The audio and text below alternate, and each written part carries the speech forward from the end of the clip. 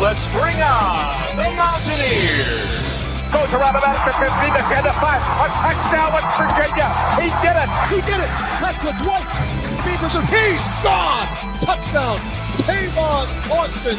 As the hills of West Virginia resound with the sounds of Golden Blue football. They want to have a 7-on-7 drill. We want to make it a fist fight.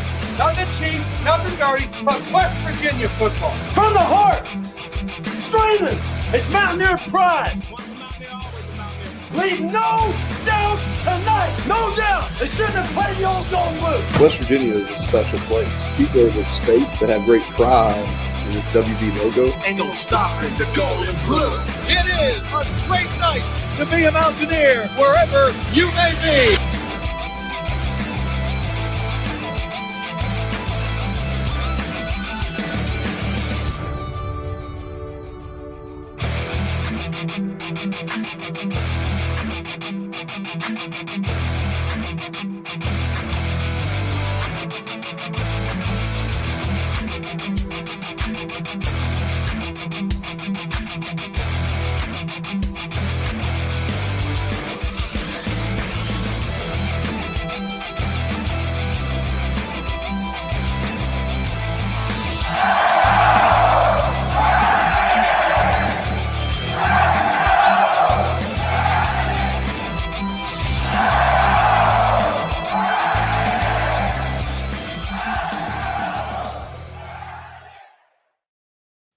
What's going on, Mountaineer Nation? Welcome into another live stream here on the CRW channel.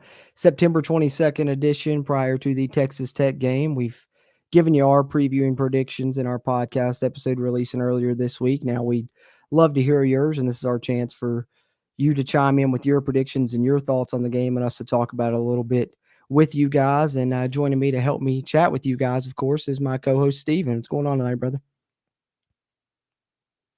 Muted, brother. Hey, everybody. How y'all doing?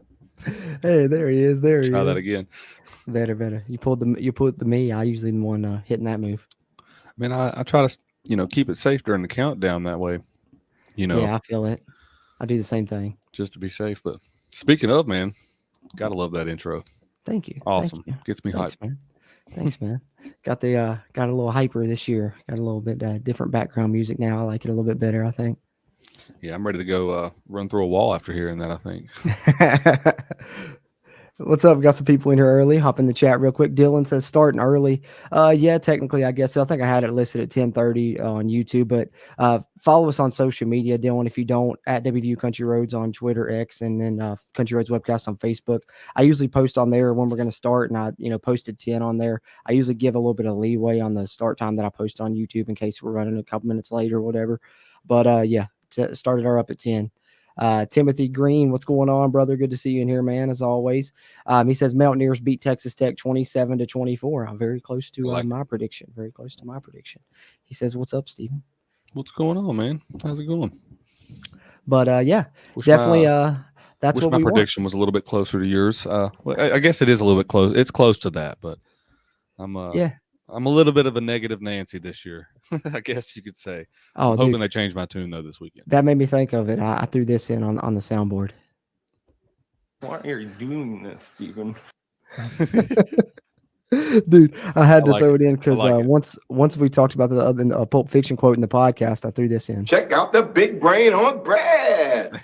So then I was like, dude, I need something that says Steven, and I only could think of the Cable Guy with Jim Carrey, so I put that on there for now. I might find something better, but that's what I got so far. Crew's always coming with the hits. Yeah, definitely got to. But yeah, that's what we're encouraging everybody. Drop your score predictions in the chat for West Virginia versus Texas Tech, or any other West Virginia thoughts, questions, comments, concerns you got. We'll touch on them along the way. But before we do that, let's touch on some news topics as well, Stephen. Along the way, we're going to, of course, talk mainly Mountaineer football, but there is one little piece of basketball news I wanted to touch on briefly, really quickly. And that is Mountaineer Madness has been announced. the opening event for the basketball team this season. And it's going to be Friday, October 6th at 7 p.m. You can go up there and meet the team. There's going to be a 3-point contest and a dunk contest and a little autograph session as well. So Josh Eilert's interim year with the squad and brand new WVU squad with a lot of new people on it, but got a chance to see him October 6th, and that's going to kind of kick that off, Stephen.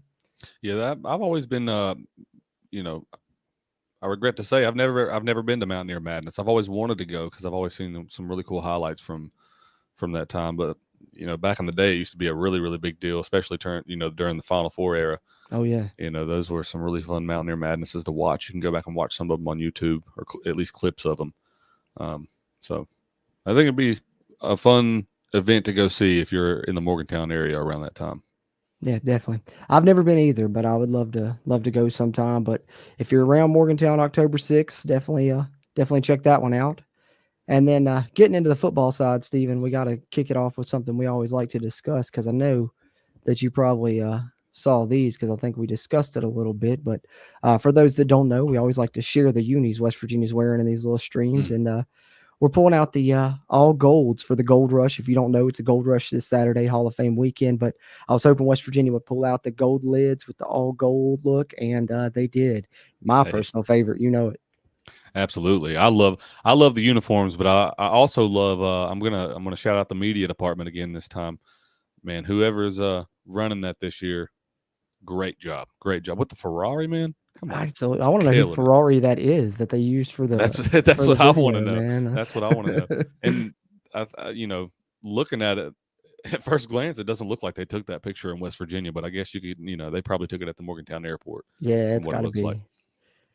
That's crazy though. But yeah, I know a lot of people aren't fans of the gold, but I love it. I was getting ready to say, man, I didn't think that. You know, I kind of understand it to a point with the gray uniforms because it's kind of a newer color on our palette. You know what I mean? So I kind of get where people come from with that, but this is a school color, and people still find a way to complain. It's like you go through these comments, it's like every single person has something to say about these uniforms, and I'm like, everybody wants the blue helmet, or they want us to wear the blue jersey and the gold pants only. That's one I see a lot, and I don't understand. The one I see the most that I don't get is that people are like, at home for home games, we should only wear blue helmet, blue jersey, gold pants. That's it, period. And I'm like, why? Why would you only want to wear one thing? The players don't only want to wear one thing, and that's who was most important for. And the recruits, I'm sure, love this. Exactly. Probably like these videos and stuff. Like, trust me, I would love to sit here and act like West Virginia is a traditional, what quote unquote, one of the traditional schools, and to a point, we are. I mean, I think the West Virginia logo is one of the most recognizable logos in the entire world, bar none. In any sport league you can find, there is not another West Virginia logo, right? Ours is unique. So in that fact, I think we're very traditional. With that said, you know, we don't have a traditional look. You go back through West Virginia's history, we have changed up our helmet color several times. I mean, going back, you can go into the back of the stadium down there and look at all the renditions of the helmets, and we had a teal logo at one point. When has the teal ever been in West Virginia's color palette? So I mean, like, I guess I digress, but I really just don't understand. Man. I don't understand what is so, like, what's the hatred, you know, and why is it so much hatred towards these uniforms? Because I think, if anything, West Virginia has almost went back to their roots in terms of the uniforms. I think me and you've mentioned that a couple times. The only thing that's different is the numbers on top of the shoulder instead of the logo on side of the sleeve, and that's been my biggest gripe. And no stripe on the pants or nothing. But other than that, they're very like classic looking, this set that we've had since 2019. Mm-hmm. Yeah, I agree. But I don't know. I mean, personally, I just love it because I remember, when we had the gold jerseys, I loved them since we very first got the gold jerseys. And of course, we've always had the gold pants, but we would be wearing gold jerseys with gold pants, and we'd have a gold rush, but we only had a blue helmet. So I wanted the gold helmet for the longest. So ever since we've gotten it, back in 2013, I've absolutely loved it. So now that we've had this all gold look, I'm a fan of it. And, I heard a stat, Stephen, when we've worn this all gold, in the set in 2019, we've only done it twice, 2-0. 2-0. Hey, that's building positively on the record that previously stood, because I don't believe that with the blue helmets, it's not very good. Yeah. Oh yeah, I guess that's true. That's true. Yeah. Yeah, because I know what you're thinking of. But I don't want to talk about it. But to get back on a positive note, I did save something else just for this occasion because this really states how I feel about this, Steven. You don't know how I feel about these jerseys and why I love them so much? Tell me, buddy. Tell me. I love gold. I love that. I love that so much. I love gold. Fitting for the occasion.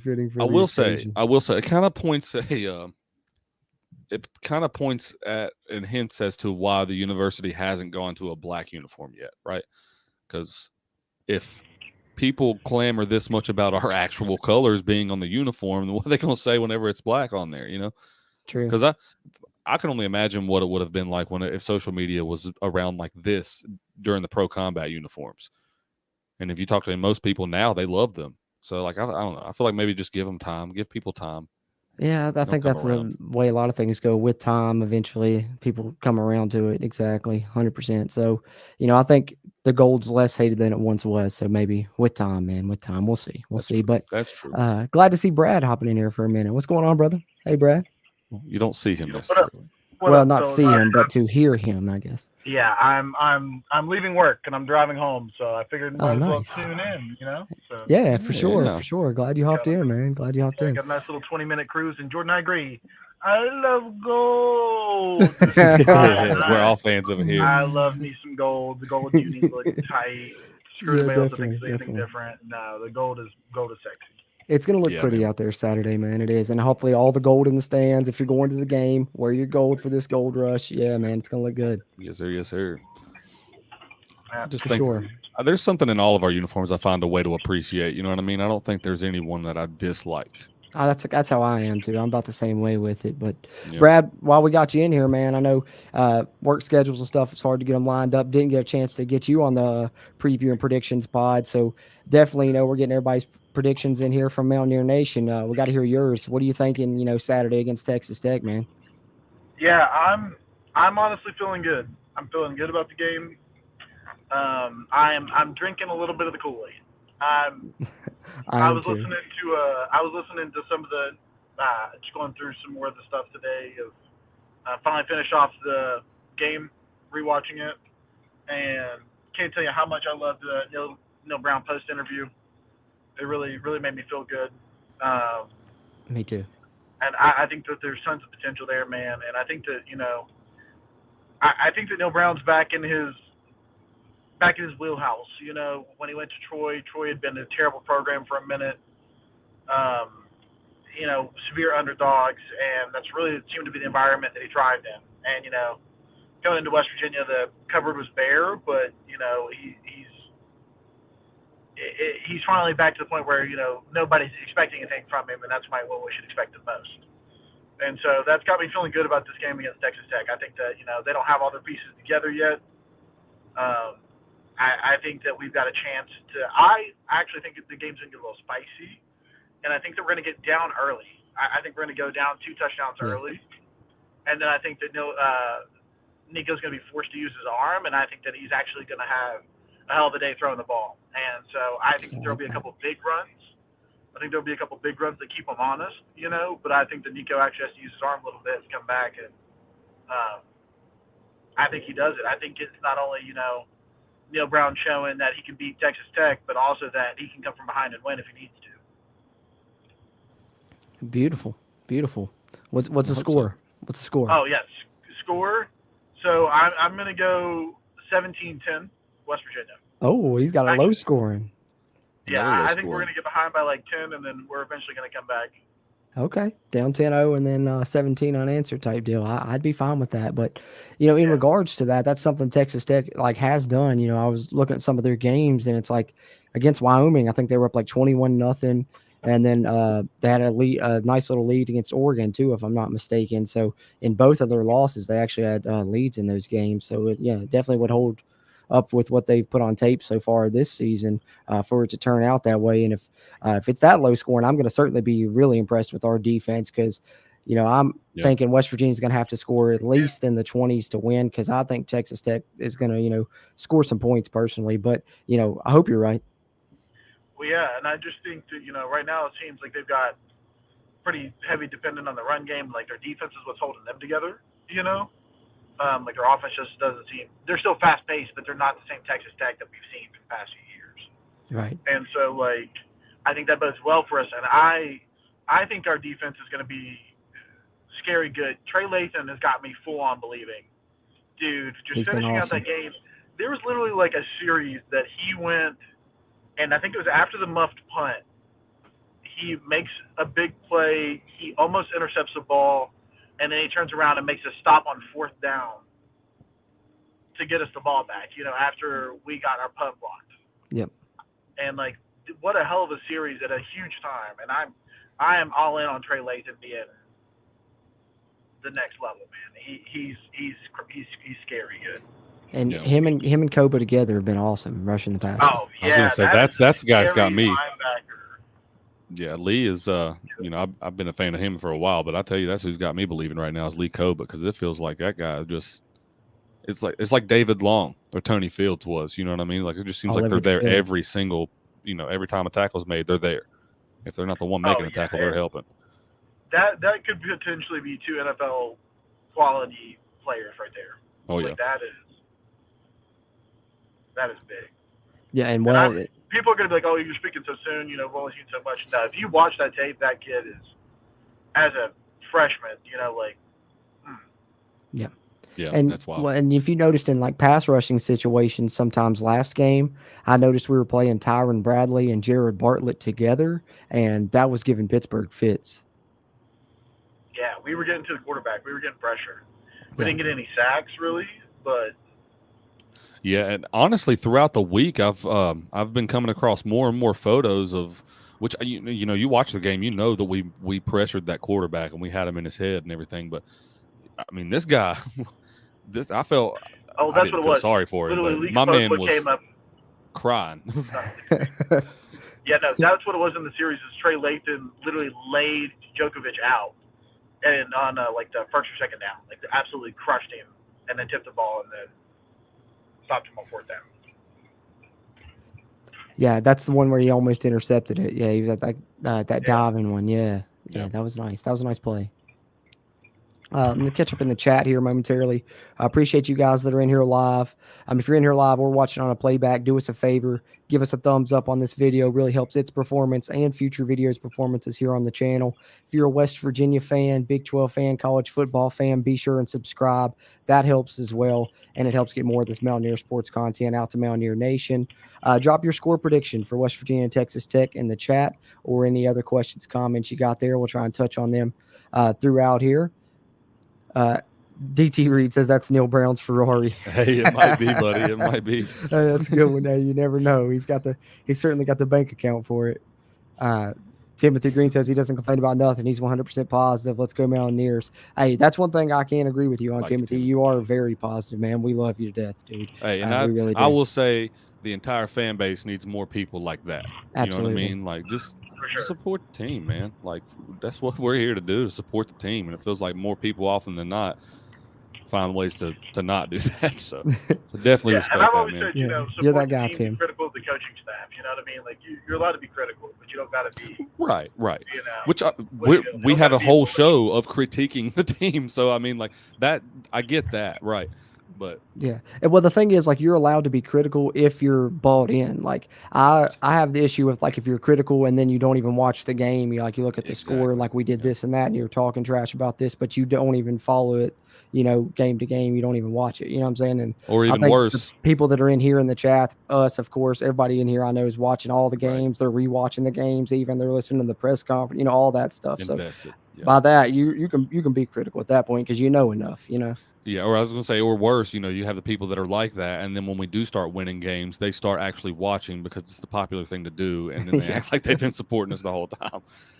So, yeah. That's the way it usually goes. Life of a WVU fan. Right.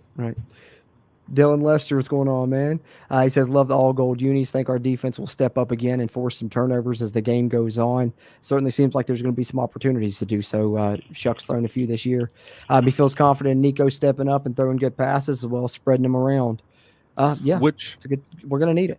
To touch on that point, have you guys seen there's been a lot of reports that GG might make it a go, man. Ooh. It's a game time decision as of right now. I'm glad you brought that up. I think I got I'm going to pull that article up, actually. It's not happening.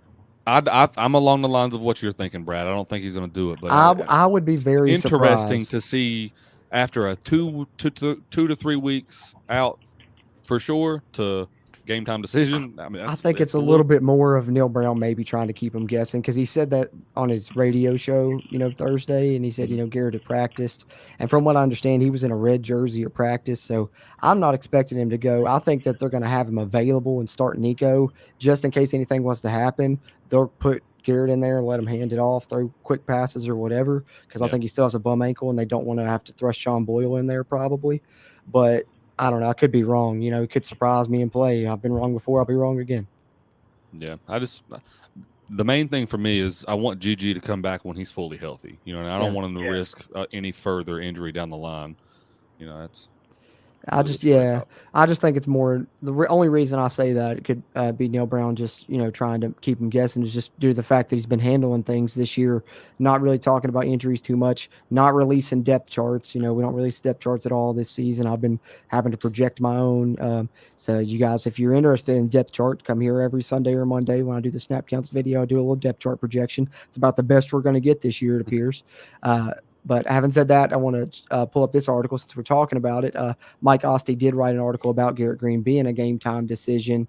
Fans and media are drawing their own conclusions, but head coach isn't ready to announce his starting quarterback out for Saturday just yet. When asked if he knew enough to say whether or not Garrett Green would be good to go against Texas Tech on his radio show, Brown was not ready to offer a definite answer, said Green practiced a little bit both Wednesday and Thursday, has been rehabbing, but will be a game time decision. Monday he said it was too early to say. So at least, Green has practiced, and, Neil had said that was his rule for not practicing by Wednesday. They wouldn't play. So, he's meeting the requirements at this point. Just depends on how close to 100% he is, I guess. And if you're asking me, I don't think it's going to be anywhere close to 100%. I don't know. My man was limping pretty bad walking off that field, and it didn't take long to rule him out of the game. Yeah. Yeah, I just don't think you rush it. You just, hope that you keep Nico Martell healthy and, form a game plan around your dominant running back group. Right. I agree.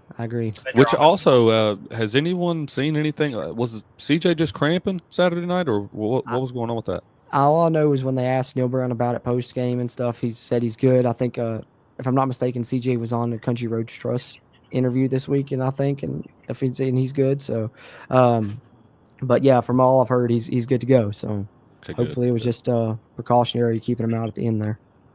Yeah, I think it looked more like a cramp, but true. Yeah, and I wouldn't be surprised to see a little bit of Jaheim and stuff mixed in this game. They're going to throw some different things at Texas Tech, I think. And I liked that two-back set they showed when they did bring Jaheim White into the game that one time against Pitt. Didn't touch the ball, but he was a great decoy on that 3rd and 6 read option run that Nico picked up that first down on. So I wouldn't be surprised to see Jaheim White get involved, especially with how Texas Tech tries to, kind of funnel everything inside on defense. That stretch play is going to be big for West Virginia. Jaheim White's speed getting to the outside could be big as well. Yeah. Plus, that's my guy. I'm just ready to see him break out. Yeah. Hey, I would say, he hasn't had a breakout game, I don't guess, but he's. Duquesne, but it's Duquesne. Yeah, but he hasn't had No offense to Duquesne. He hasn't had an underwhelming performance either. You know what I mean? That's true. When he's been in there, we just haven't seen him as much as the coaching staff told us we were going to see. Well, when have you ever seen what the coaching staff has told you you're going to see, Brad? From this coaching staff in the last 5 years, how many times have you seen? Few and far between. But I'll say this year it's been coming true more. He's talking about things evolving. True. Yeah. That's why I said I'm sipping the Kool-Aid. I believe in what he's saying. I can see it on the field, and it might have been against a really bad Pitt team, but it actually looks like a damn football team. So far this year, it has. We'll see. It's small sample size. I would even say that a big piece of it would be the discipline part, because he's mentioned that a couple times now, and it's we're finally not getting stupid freaking penalties. We're not shooting ourselves in the foot. We know who's supposed to be on the field. And how nice is that as a fan to not have to? Absolutely. But also, what a bare minimum to have to expect in year 5. But better late than freaking never. Right.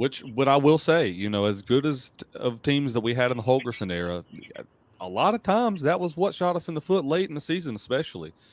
dumb penalties and undisciplined football. Yeah, 100% it was. It was, and we were never physical, and that's been my complaint with Mountaineer football for a long time.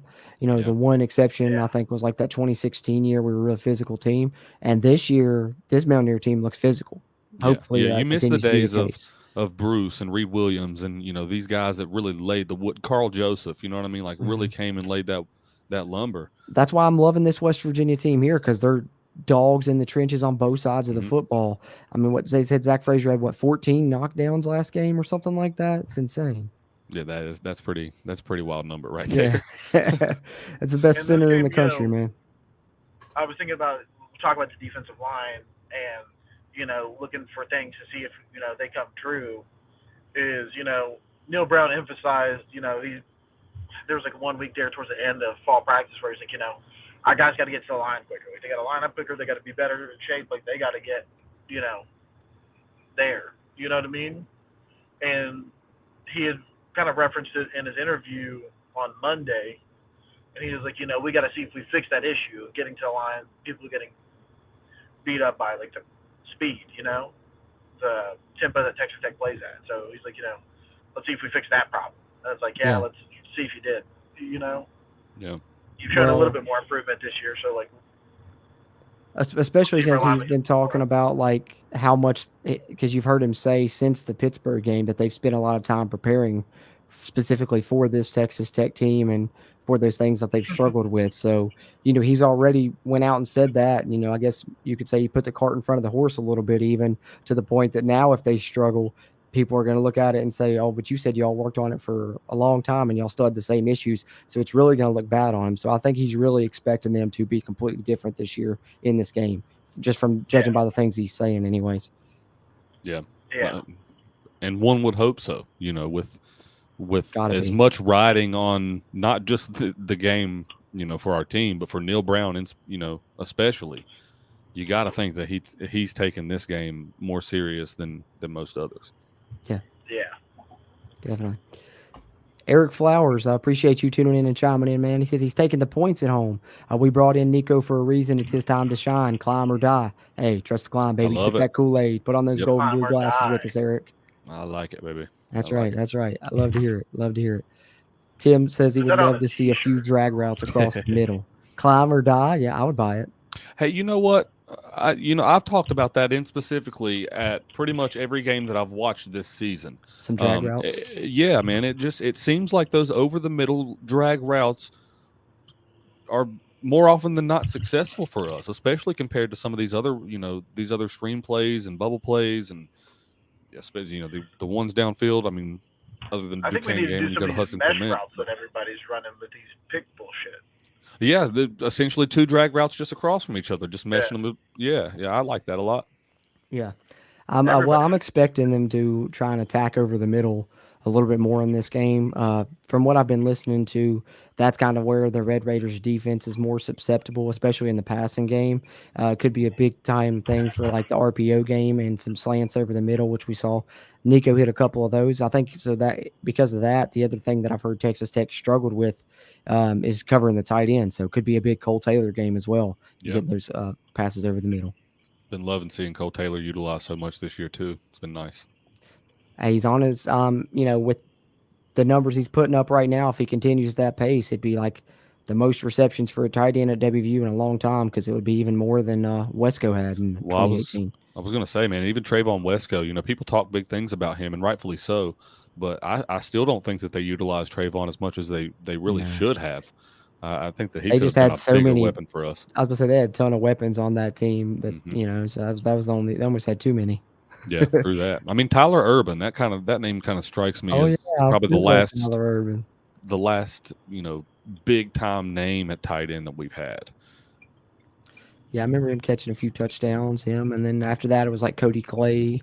I remember Cody Clay, but he didn't really wasn't too much involved in the pass game. He was mainly blocking. And most of Dana's tight ends were mainly blocking before Wesco. Yeah. Well, talking specifically about this area, you thought that it would be a lot more prominent last year. You heard a lot of speak about Brian Palende and all these other guys that they brought in. I think we had like almost 10 tight ends on the roster last year. You would thought that we would have utilized them a lot last year in our offense, but it just didn't seem to ever come to fruition. Right. Yep. Hopefully, it looks like they're finally going to do that this season more. Hopefully that trend continues. Sir Thomas says he thinks Nico's more than capable, but are you guys worried at all about our wide receivers getting off the line and getting separation? Didn't look great for the little we did throw versus Pitt. And then, as you mentioned, the cornerbacks are huge for Texas Tech. Yeah, they're both like 6'3", 220, I think. And I am worried about it because it's something we've struggled with in the past at West Virginia, going all the way back to that 2018 Will Grier team we were just talking about. They lost Oklahoma State for that reason. They struggled with press coverage, and it's been an issue, ever since, even now in the Neil Brown era. When we've played Texas Tech in the past, it's been an issue. So I don't know. I'm anxious to see how it works. Hopefully they're going to scheme some things up, some bunch formations. Like I said, those mesh routes, those crossing routes, just stuff to try and get them off of them at the line of scrimmage. I know people hate it when I say this, but it also could be a big game for West Virginia to utilize the screen game. Yeah. I mean, they could use some of those in this one. They could use some of those. I think for, getting off the line, I don't know. I'm trying to think of who could be that guy. I've been watching a lot of Miami Devin Dolphins Carter's football got the this body year. for it. I've been watching a lot of Miami Dolphins football this year, and I don't know if you guys have seen any of those, but they do this play where they literally put Tyreek Hill in motion to where he's running while the ball is snapped. So it essentially gives him a running start. You're not guarding that. You know what I mean? I don't care who you are. Can't.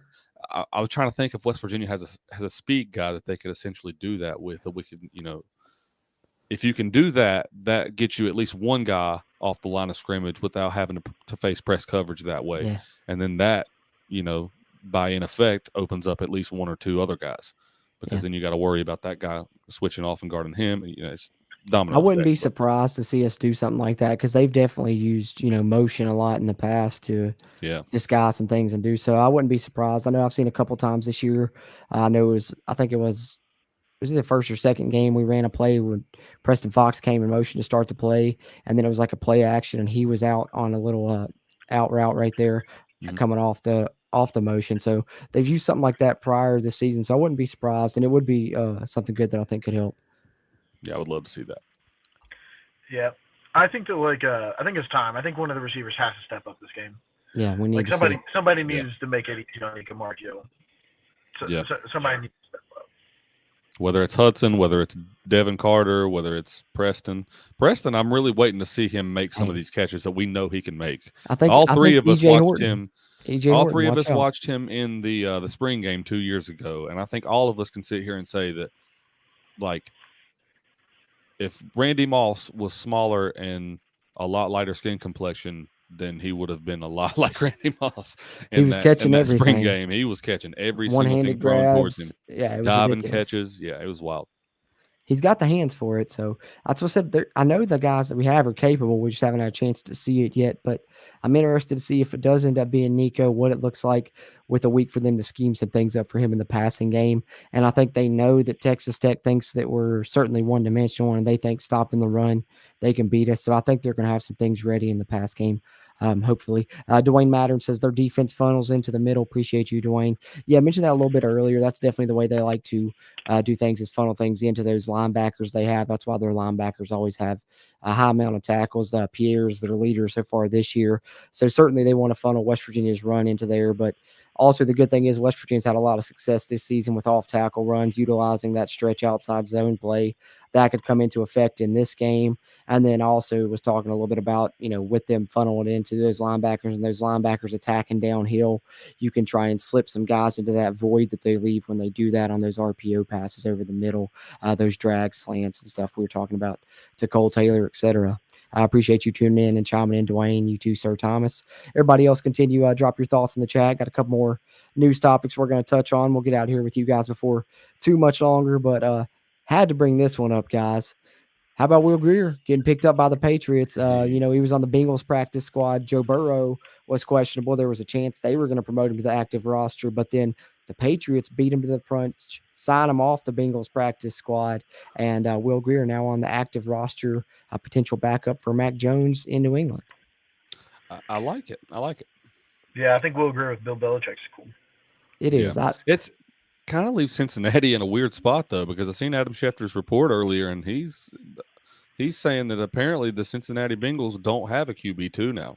So if Joe Burrow that's what I goes was down, wondering. Yeah, if Burrow doesn't play, then they're out of luck. Yeah, SOL big time. But I like it because I remember thinking when Will Grier was going through the draft process that was one of the places I was like would be an ideal landing spot for him because he could sit behind there, learn from Belichick, and then maybe who knows work into that system. It didn't work out that way. He actually ended up going to my squad in Carolina, and of course that didn't work out the way I hoped it would. But I like him going to the Patriots. I think it's a good fit for him to potentially do something down the line.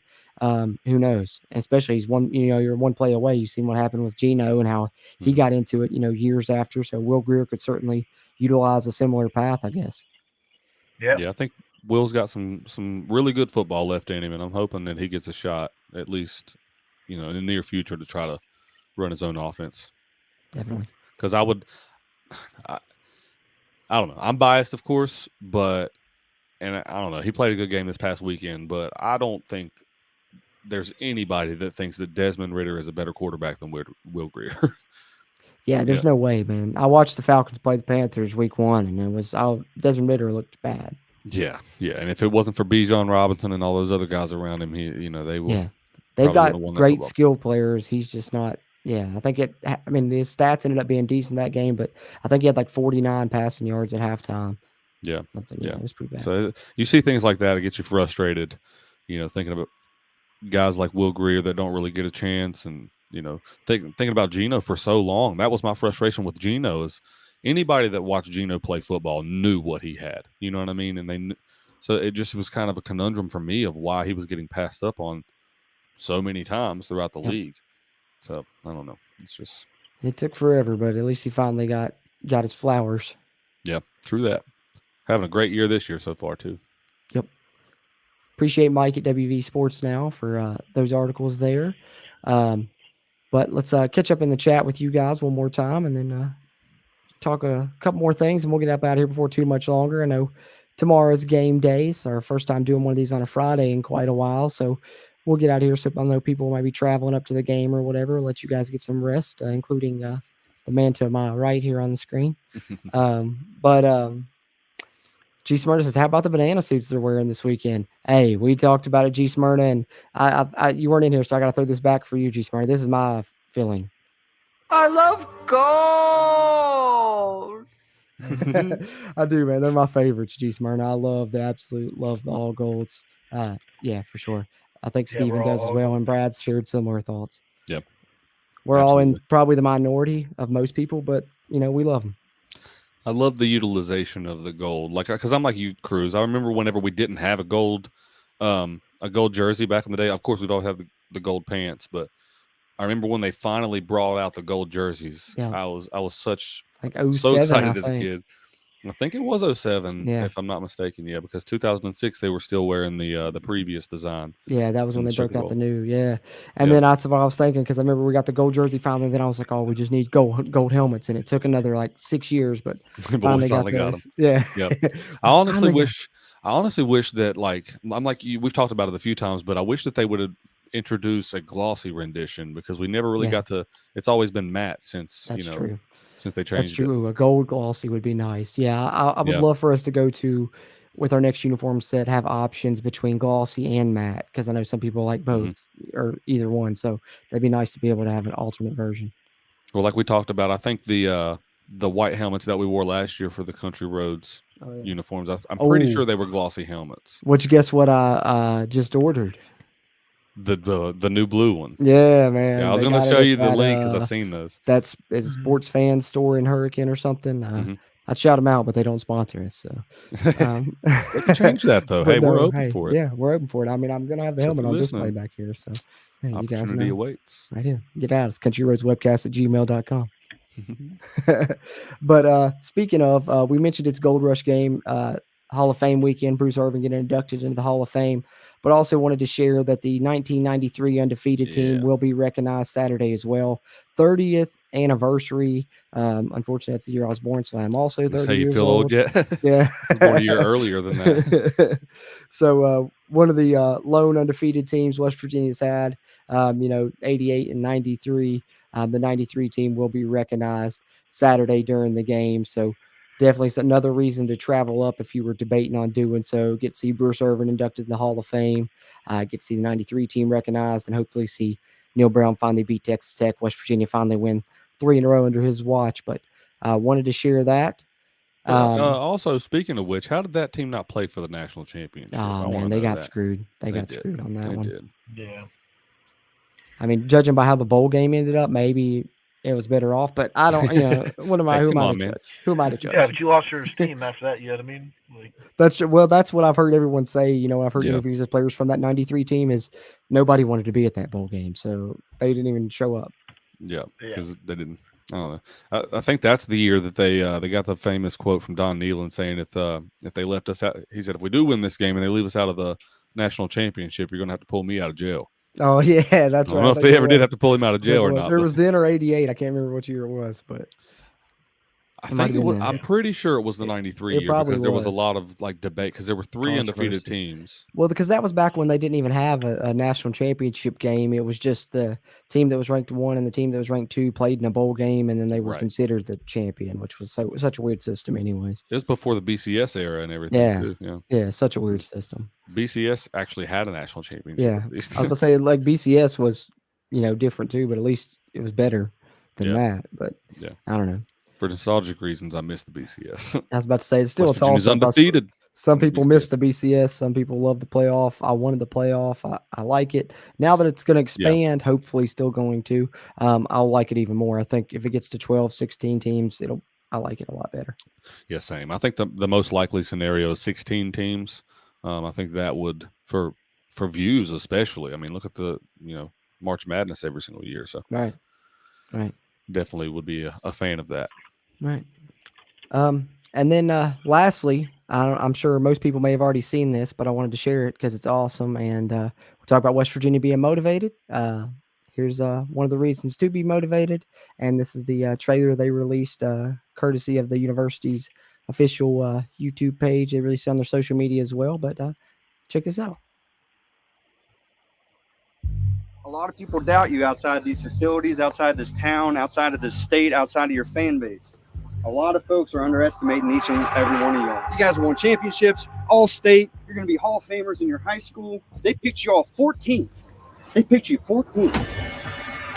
They must have forgot who you are. You have the bodies, you have the speed, you have the physicality, and all you need is the mentality. There shouldn't be anything else that needs said this year before you step on the field to get your absolute best, other than 14. 14. You guys got an opportunity. You got a gift. Them picking you all 14, that's a Christmas gift right there. Open that up and pull it out before every game. No, all we work on the sacrifice. We gonna follow us out. We got something. We don't know that tonight. Come on top tonight. Let's go. And this is Mark Hill throwing into the end zone. Cole Taylor, touchdown.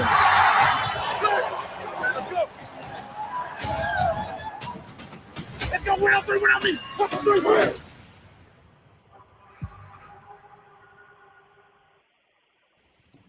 All right. Anybody else ready to run through a wall? Man, yeah. I am. Straight chills. Oh yeah, you know. Oh yeah, yeah, brother.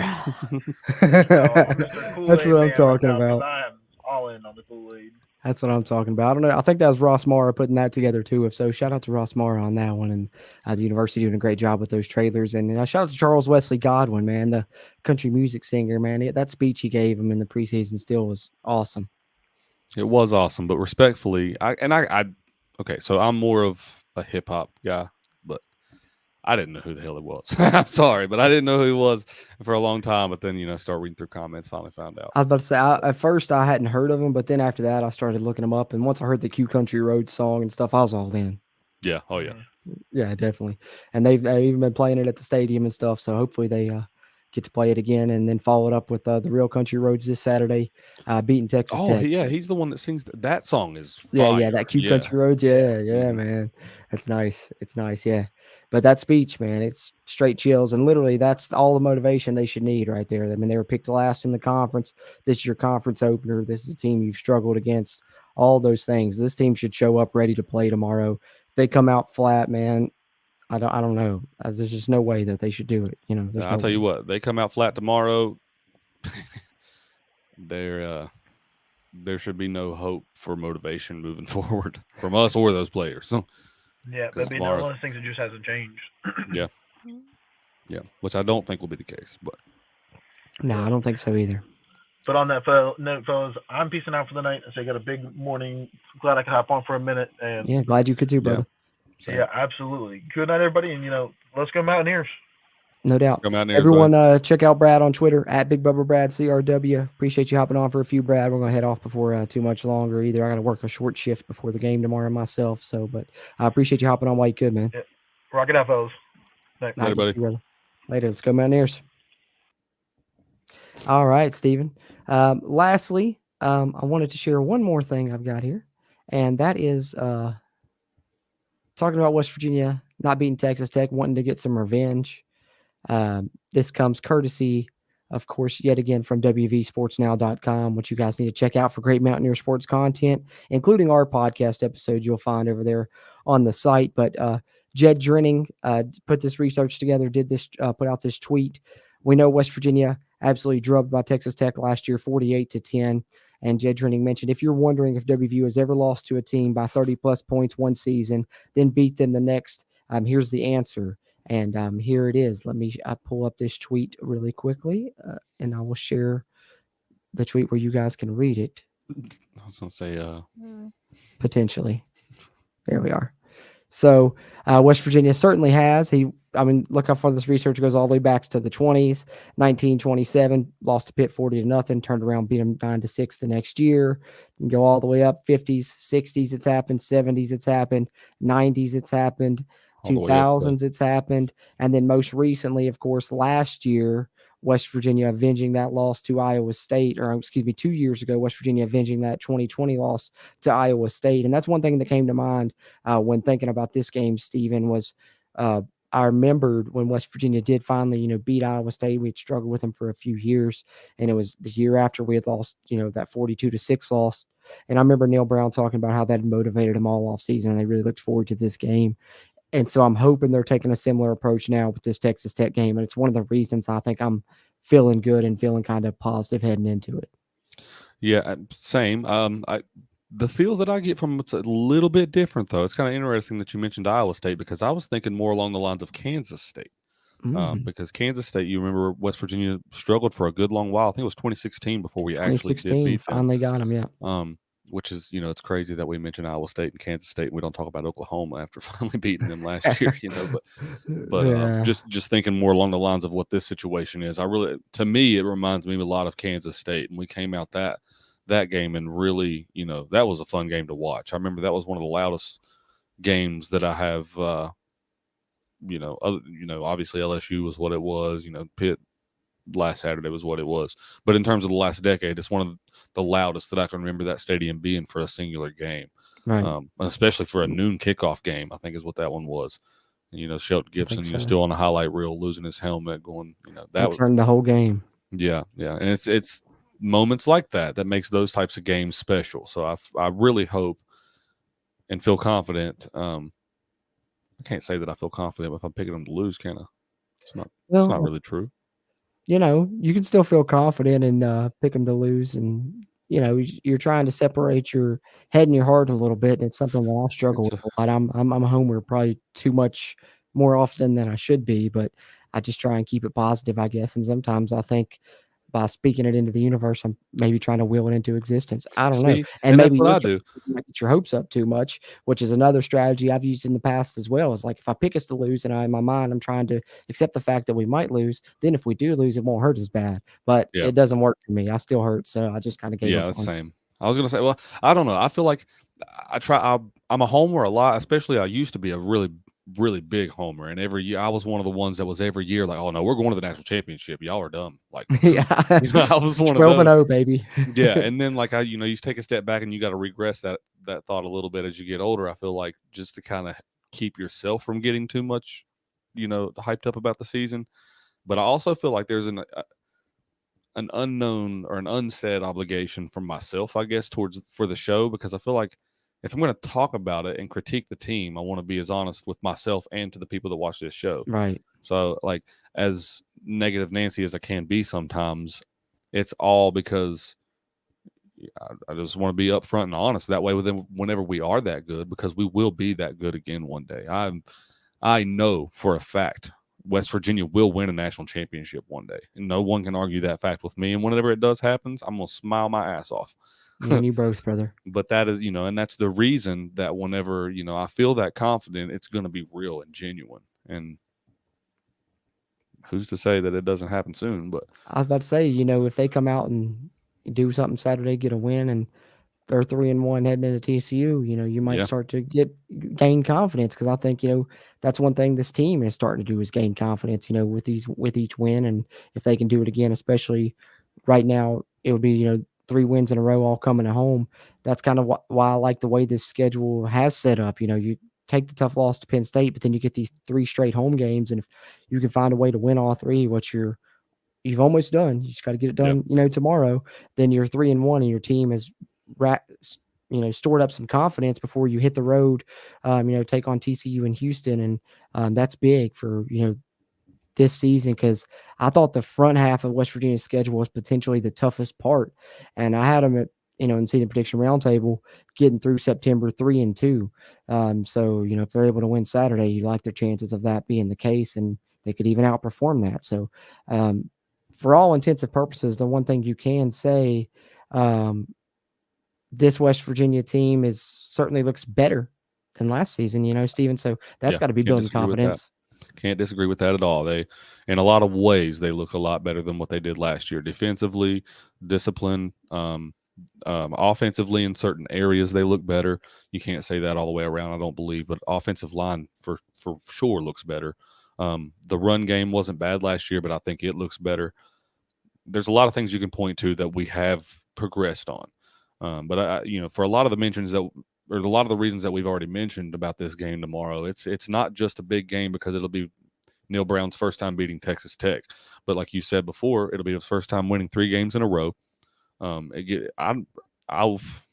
got to look at the numbers on it. I don't know if West Virginia started 3-1 with Neil Brown as head coach. 2019, I think. Did they start 3-1 that year? I think his first year. I think we did. Okay. I'm pretty sure. Not 100%, but I think so. Well, if they, even still, it's been what, how long? When was the last time West Virginia fans said that? We're used to hot starts and then falling off down the stretch. That is true. That's true. There you go. Timothy says you can change your mind, man. I said it the other day on the preview show for Texas Tech that if they win this game on Saturday, I will be changing my tune. You did say that. And that's what it is about for me. I think for this whole season, for the last several seasons anyway, I have trusted what this coaching staff has said. I bought into what they've been telling us in the offseason.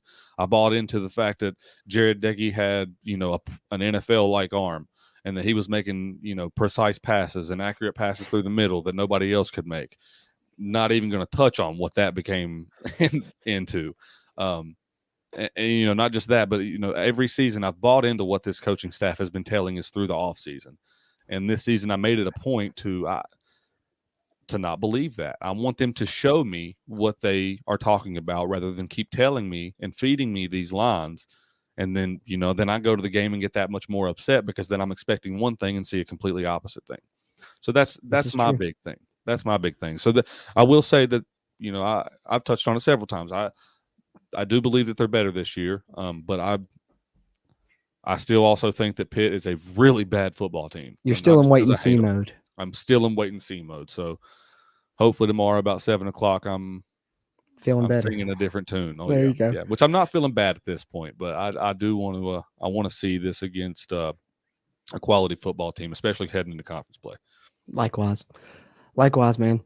Hopefully it's a good result. You guys want to know our exact scores we predicted You have to check out our prediction podcast. You can check it out here on our YouTube. You can check it out on the web at wvsportsnow.com. Check it out on the audio side on any podcast platform you like. Obviously, you can tell I predicted a win. Steven predicted otherwise. We'll see how it turns out. Appreciate you guys that chimed in with your all's predictions.